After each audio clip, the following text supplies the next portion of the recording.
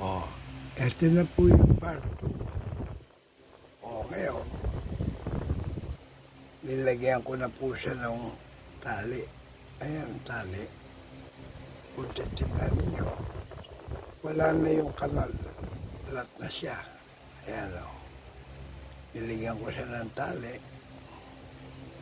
Gumamit ako ng braid line. At nilagyan ko siya ng tali doon. At nilagyan ko siya ng pandikit. So, nung tumigas siya, kinaskas ko siya ng liha. At ngayon, ready na natin ipasok ito pinaka-bossing.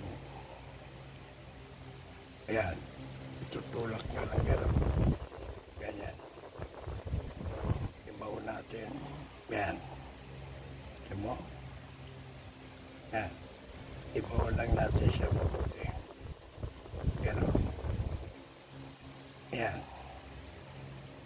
Ngayon, kapag siya nakakabit na, ayan, pwede na natin siyang ilagay dito sa makina. Doon. Pagano. Okay? So makikita po natin wala na siyang kalog. Tignan nyo. Hindi na siya umaalog. Nakapix na po siya. Hindi ibig sabihin ito ay nakadikit sa bakal. Hindi po. Umiikot yan. Pag pinigil mo yan, umiikot siya. Yan. Okay? Ngayon, ilalagay na natin siya sa pinaka. Yan. Hello? Yan. Yan. So, pag inikot natin ito, umiikot din yan. Pili nyo? Yan.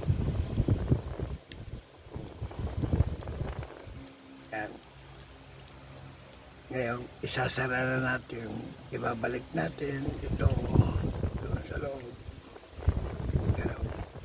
Yan. At ilalagay na natin yung mga ibang tinanggal natin. So, okay na po yan. Wala na po yan kaloob. So, hanggang dito lang muna, isasara ko at ipakikita ko ulit sa inyo mamaya.